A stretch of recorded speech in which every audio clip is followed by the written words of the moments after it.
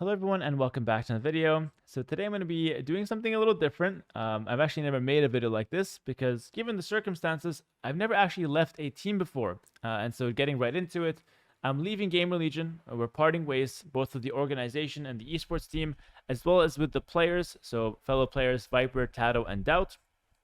I will no longer be teaming with them and sharing, the Gamer Legion tag and the Gamer Legion team with those players. And this was effective yesterday. So just, very fresh news, very fresh information. And so I felt like this video was very important to make for a few reasons. Number one, I want to give my perspective out there, kind of give you guys my thoughts on the 2-year experience and not leave anything up for speculation and, people guessing what's going on behind the scenes. And number two, I wanted to also share some of the best moments that I had over the past couple years. Kind of go through, the pros and cons and share some of the special moments that I've had. And then number three, most importantly, I want to give a huge thank you to Gamer Legion for their contribution to the Age of Empires 2 scene over the last few years, and especially over the last 2 years. Now, I just want to clarify that I have no idea if Gamer Legion will continue with Age of Empires 2 in any capacity. All I know is that I'm parting ways with, the organization, and that my journey with them ends here. And so it's my time to recap, the last couple of years and share my thoughts with how those went down.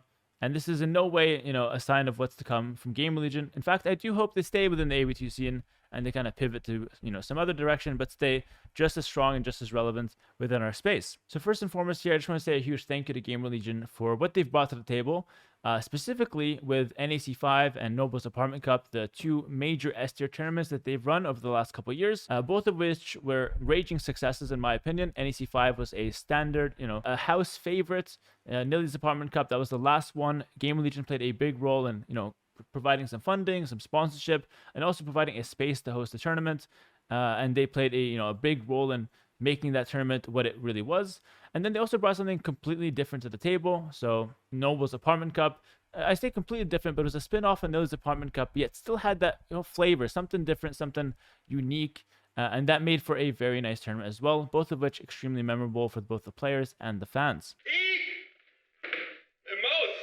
What is it, dear? Why you rage? Oh, honey, that's no ordinary mouse. But they also put on some other events, some A-tiers like the Quintessential Cookout, as well as several show matches that really kind of just fueled the scene and gave players a chance to play for some cash prize, gave viewers something to look forward to, in the weekend or whatnot. On top of that, though, it wasn't just the events that they put on, it was also the content creation that they provided.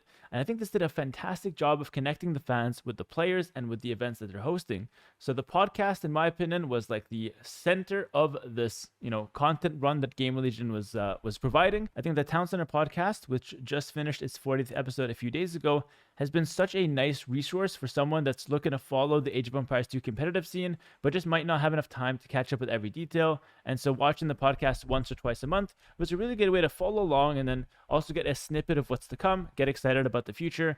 And for what it's worth, I think Masmora and the Gamer Legion team did a fantastic job of nailing exactly what, the scene needed when they first launched this podcast. 40 episodes later, it's still going really strong. And I enjoyed it both as a viewer and more recently being a guest on the podcast has been a blast as well.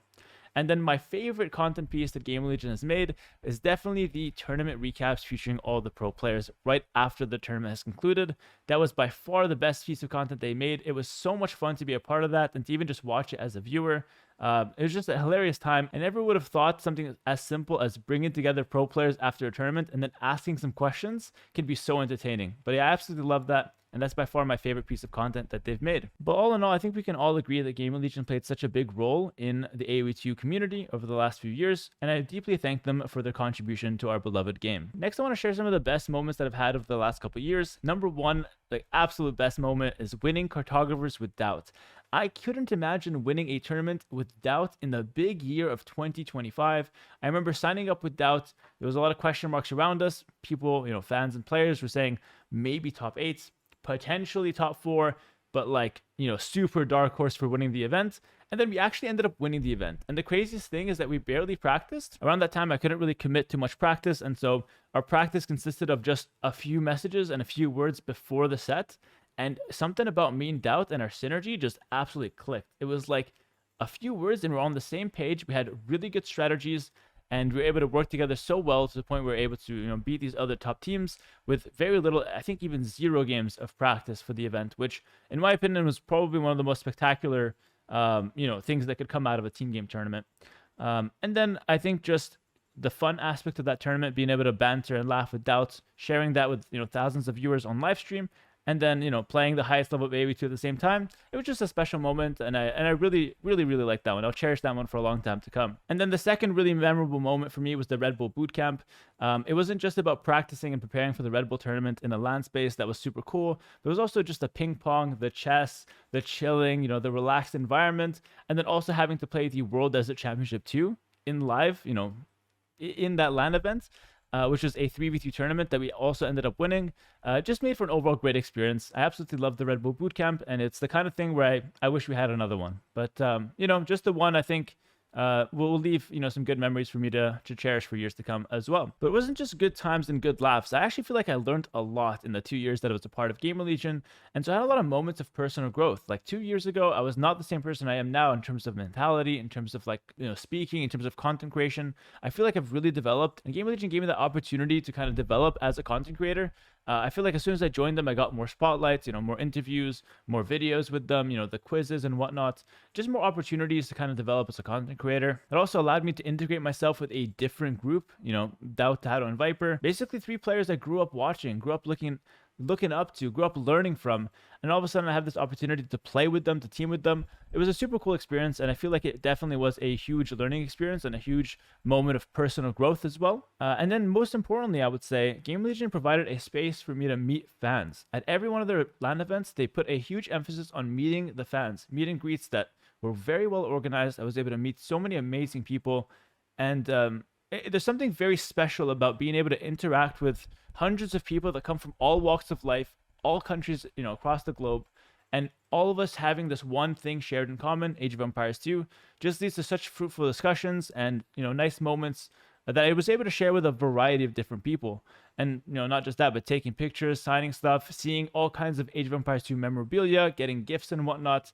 It's just a fantastic experience, and definitely something that I really look forward to in every LAN event. And it's not something I initially thought was that crazy for a LAN event. I never thought as a pro AoE2 player that it would be cool to interact with fans. It's kind of something that I was kind of going into naturally, and it ended up being a lot more important than I thought it would ever be.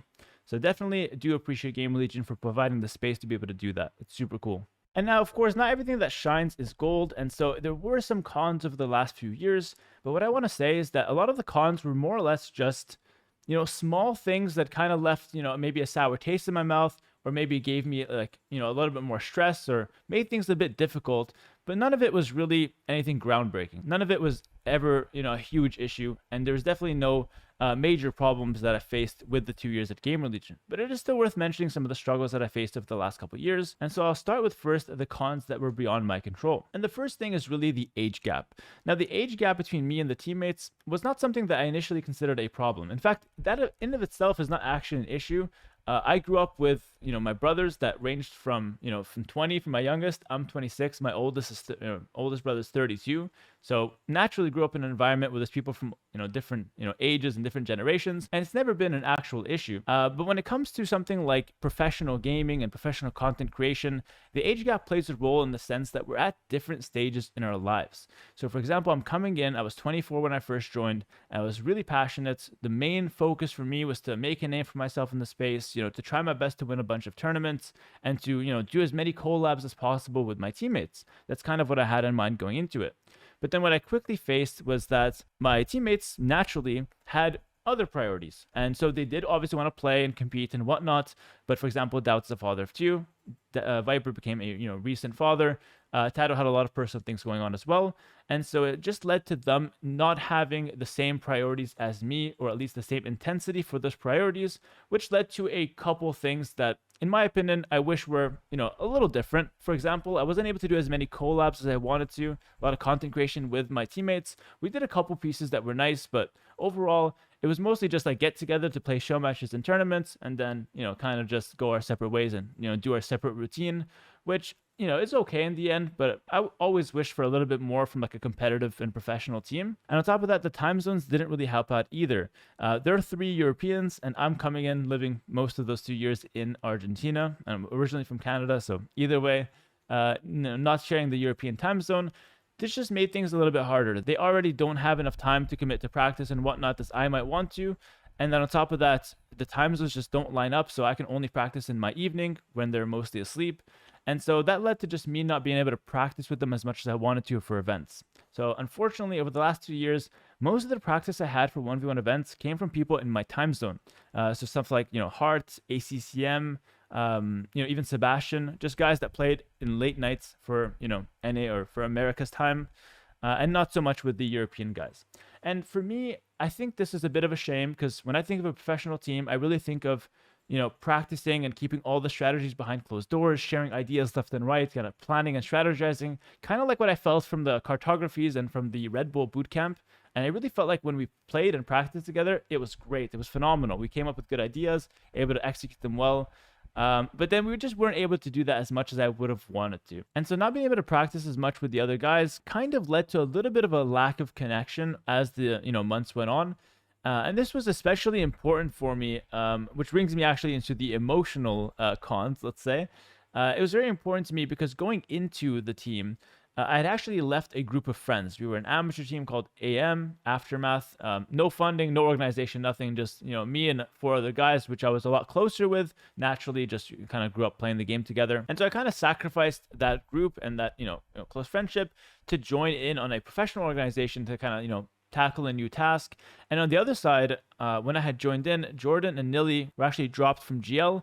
And I'm really, to this day, not sure if the two were connected, if Jordan and Nilly had to be dropped for me to join, but it really did feel like that. And so the overall feeling as I joined was that I gave up my friends to go join something professional, and they gave up their friends, Jordan and Nilly, friends they've teamed for, 10 years plus basically, and for us to form this like really strong team, full professional team, and really take our games to the next level. And so from the very start, there was this idea of like, we're both sacrificing some things, and I was not sure if it was worth the sacrifice, if it was, maybe I should have stuck with my former teammates and looked for something together. We did try, and on their side, Jordan and Nilly leaving was a pretty big hit. Obviously they can still talk with them and whatnot, but sharing a team with someone is a much stronger connection than just being able to like chill with them and whatnot that we're all able to do.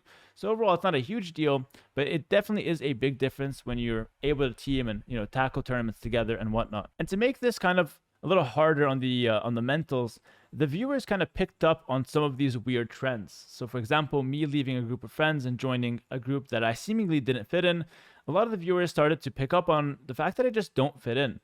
And in my mind, I was like, yeah, I don't fit in right away. Sure, I'm joining in, a group of friends that I've played for, 10 years plus.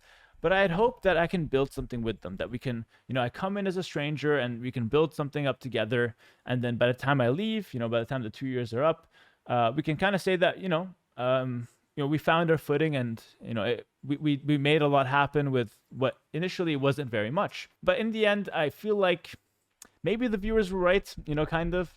Maybe I just never really fit in. It's hard to say. Overall, I would say that the pros were way better than these cons, but after the 2 years have ended, it really did feel like I never really fit in 100%, or at least not as much as I would have wanted to. And so that always left a lot of thoughts running around my mind, especially a couple years ago when I first joined, seeing those viewer comments, the fact that I didn't fit in and whatnot, and me knowing that it was kind of true, it just made the first few months very stressful.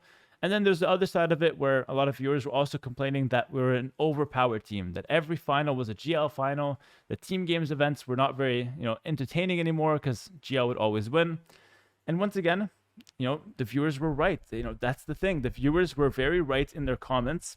But it didn't change the fact that, the comments made me feel like I was kind of making the wrong decision of joining GL, which was already a tough decision on my end. And so for the first few months, I was kind of just stuck with myself of, did I make the right decision? Did I not? And so overall, after the 2 years are up, I feel like even though, it wasn't the best in every single way possible, I still think I made the absolute correct choice to join GL, take on a new experience. At the end of the day, for me personally, that's what life's about. Trying new things, taking on, new challenges, putting yourself in environments that you're not the most comfortable, because I feel like that's the place that allows for the most personal growth, and for that allows me to learn the most amount of things in the shortest amount of time. And I really truly believe that that's exactly what happened with my 2 years at Gamer Legion. It might not have been the smoothest ride, and maybe I didn't do as many collaborations or build as strong a foundation as I wanted to, but in the end, I think that we created a memorable 2 years for the fans and the viewers. We competed in team game tournaments that I think brought us closer as players, and overall I leave with a deeper respect and deeper understanding of Doubt, Tado, and Viper, which I think is a net positive as well. And so if I had to ask myself if I'd go back in time, would I take the same decision? I think the answer is yes, absolutely. I think the pros vastly outweigh the cons, and while some things could have been hard on the mentals, you know how it is. A lot of times it plays out to be bigger than it really was in your head. In reality, it's really not that big of a deal. And I feel like I walk away having a very successful 2 years, both in content creation and in tournaments, and I really can't ask for a lot more. So I want to say thank you to Doubt, Tado, and Viper for the 2 years of, fun times, good competition, and great vibes overall. So a big thank you to them, and I wish them the best in their future paths as well. And I want to end with, a look into the future as well. I think Age of Empires 2 is in a very good spot. I think 2026 just started, and it's looking very promising with Red Bull around the corner. And I want to show you guys that I can still do, big and exciting things for the viewers without having an esports organization behind me. As of now, I don't have any esports organization. I haven't signed anyone new. But I still have something fun planned. It's actually going to drop tomorrow, and it's something Red Bull themed and AoE 2 themed to get us into the spirit of Red Bull. I think it's super cool, and I hope you guys will like it as well. The video drops Saturday, so tomorrow, 16 GMT, and I'll be showcasing the surprise, on my live stream around that time as well. To hopefully get people as excited as I am for Red Bull, and to kind of, just give people a piece of AoE2 that they can have for themselves. And yeah, stay tuned for that. I hope you guys will love it as much as I do.